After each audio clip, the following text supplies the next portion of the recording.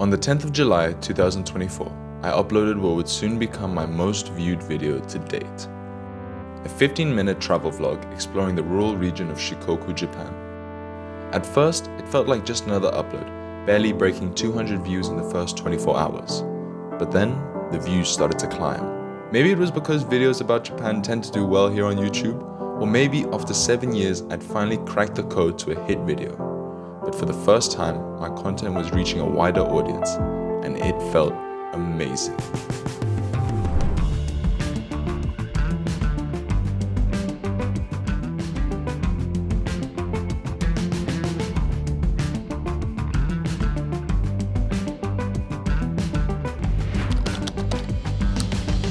But this feeling didn't last long, and soon I'd come to learn the first downside to success. I have to say, seeing your video that you've put a lot of hours and hard work into doing well is such a validating feeling. If you're feeling it for the first time, man, it's a feeling of excitement, it's a feeling of joy. You know, you're seeing new people subscribe to your channel, you're seeing people, reach out to you and people leave comments saying it's relatable.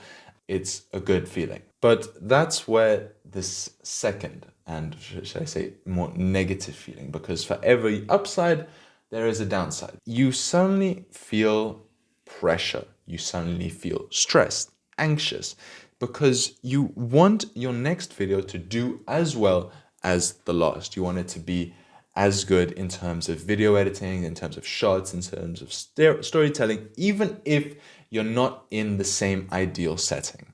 And this is where my struggles start to come in. I myself, I say it, I am definitely an overthinker.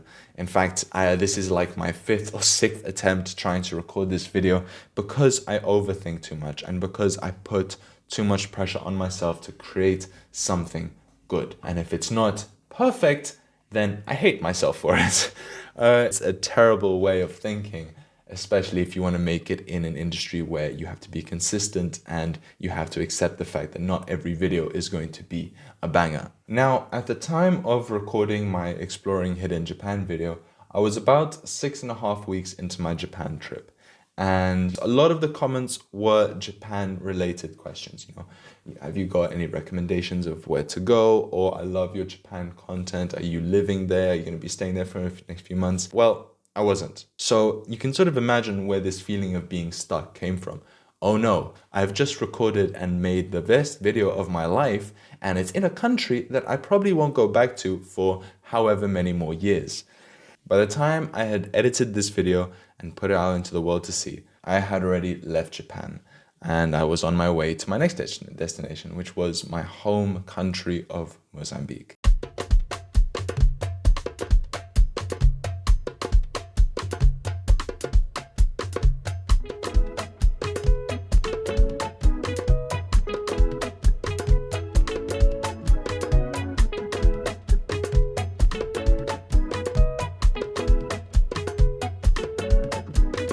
For those of you who don't know, I grew up in Mozambique for 10 years. That's where I spent the first half of my life, and the second half of my life I've spent here. Actually, this year is going to be the first time in ever, that I've spent more years outside of Mozambique than I have in it. Because I'm turning 21 this year. I know. Old. But I was going to Mozambique and I was going to meet my family there. And it was going to be the first time I'd seen my family in over 2 months. Now, filming my interactions and filming my days with them was not the first thing on my mind. I'd just come from spending, a week or 5 days in different places, moving around everywhere and constantly in a state of, all right, I gotta go explore, I gotta go do this, I gotta go do that. But now I found myself in a situation where I can just pretty much do nothing.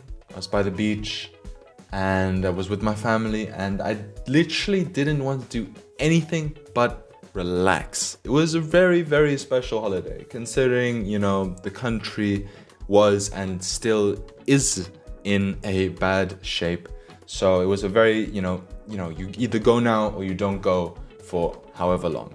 Now, you could say I should have just kept on recording in Mozambique. You know what? And that is completely fair enough. But unfortunately, Mozambique is a high theft country, and people are willing just to take pretty much anything. Well, there was one time when I was a kid, I was with my mum and we were just parked next to this little shop, and my mum was just on her phone, just in her car like this, and I sat behind her, and this guy appeared from underneath the window, right? So imagine the window's here, reached into the car and grabbed my mum's phone. But my mum's strong, so she held on, and the guy eventually ran off. But it's this kind of, experience that kind of sticks with you. Shit, if I walk around with a camera, it's a lot bigger, it's a lot more attention grabbing than just one little phone, which now everybody has. And, you can call me for it or whatever, but I didn't want to lose my camera. Now, I must say, I felt good that I was relaxing and enjoying, a month after walking around for however many hours a day. But I felt like I put a really big hold on this momentum that was pushing me maybe towards, gaining 1,000 subscribers or gaining more videos with more views. I also felt a bit uneasy. Shit, if I don't upload, I'm going to lose all these brand new subscribers. So in short, I basically stopped creating at a time when maybe I should have been creating more. And it wasn't like I didn't have content to film. In fact, during my time in Mozambique, I had plenty of moments when I could have, put on my camera, recorded this and made a video. And the longer I waited to create a new video, the harder it felt to start. This is where the main issue for my extremely long absence from YouTube started. And it wasn't because I was lacking motivation. In fact, I was feeling extremely motivated. It was because I was stuck in my own head. I was afraid that, the next video wouldn't do as well, or it wouldn't, have the same feeling, the same impact as it did. And that's when it hit me. The real problem wasn't, the lack of motivation or the lack of ideas. It was the fact that I was waiting for the perfect idea. If I keep thinking like this, I'm never going to make another video again, because the perfect video doesn't exist. It's an idea in your head that you've created for yourself that, you have to come up with the best thing possible after, the success of your previous project. Now, I know you've all just heard me yap for however long, and the real reason you clicked on this video was because you wanted to learn what I learned about my first viral video. And I have a couple things to say. I mean, for starters, success brings pressure. No matter how you look at it, any kind of success will bring some kind of pressure. But in my opinion, it's not pressure that's the problem. It's perfectionism that is the real trap. You see, I used to make loads of videos back in the day. And why? Well, because it was fun. Because I didn't overthink it.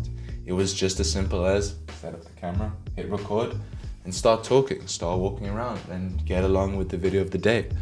But after having, a video do well, you suddenly want to make sure that all your videos do well. So you sort of burn yourself out in this thought process of, if my next video isn't perfect, what's the point in uploading? And you end up not uploading anything at all. And that is the worst of worst. Viral success doesn't mean that every video has to be a hit. If people like you and if people subscribe to your channel, it's mainly because they like you as a person and they're interested to see where you take them, because it was the way that you told that story. It was the way that you connected with them, the way you made it sound relatable. It's less about how good of the video quality itself is and how much you connect with your audience. Another thing is that not all videos are guaranteed to do well. In fact, my Exploring Hidden Japan video could have literally just been another one of my 200 to 300 views, but it blew up. It's unpredictable, which means the same rule applies for future videos. So there's no point in forcing it because you don't even know if the video is going to do well or not. And the last lesson I learned, and I think that this is the most important one: progress over perfection. Instead of trying to make a video better than it to go more viral, try to better in the smaller ways. In my case, the smaller ways would be just to upload more. The last video I uploaded was 7 months ago. And, I'm certain that when this video goes out, I'm going to lose subscribers because it's natural. People have forgotten about me, but that's okay. That's why I'm here today. because I want to start again. I want to create videos again. I want to create videos for myself in a way that I can look back maybe when I'm 30 and, think, okay, that was cool. I'm glad I did that. It was fun. It was enjoyable. And I did it for myself. I wasn't doing it for the sake of other people. And that's, I think, the most important thing on YouTube in general. If you want to make it, you got to be authentic. There's no point in forcing a viral video if it doesn't have anything to do with you, or if it's a fake you, because people aren't going to connect with that. They're going to connect with you and how you are as a person. Okay, wow, we've made it to the end of the video. This is, a first for me. Very often I don't even get this far because halfway through it I think to myself, well, I have said a load of nonsense and none of it makes any sense, so there's no point in this video going out. But here we are, and it is a good feeling, and I'm happy.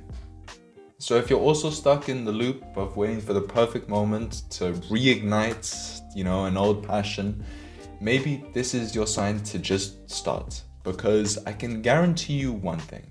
If you start now and, you stay consistent, there's a very, very, and I mean very good chance you will find success in the future.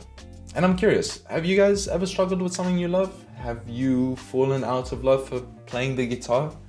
And how have you struggled with trying to get back into it? Well, that's all for now. And if you're new to the channel or if you're a returning face, good to see you. I'm sorry for the long break I have taken, but it feels good to be back, and I will see you guys shortly. I'm thinking of creating a sort of edit video of my travels because I have a lot of unused footage from Japan and from Africa that I would like to use for a video, but I don't think it's enough to create a full-length video, so instead I'm thinking of just taking this song I found on Instagram and creating like a little edit with it. So if you're new to the channel, or if you're an old head, make sure you like the video, subscribe, leave a comment, and let me know if you're stuck in a loop and this is your moment to start. Thank you so much for watching, and I will see you all in the next one. Take care and peace. All right, that felt good. That felt good.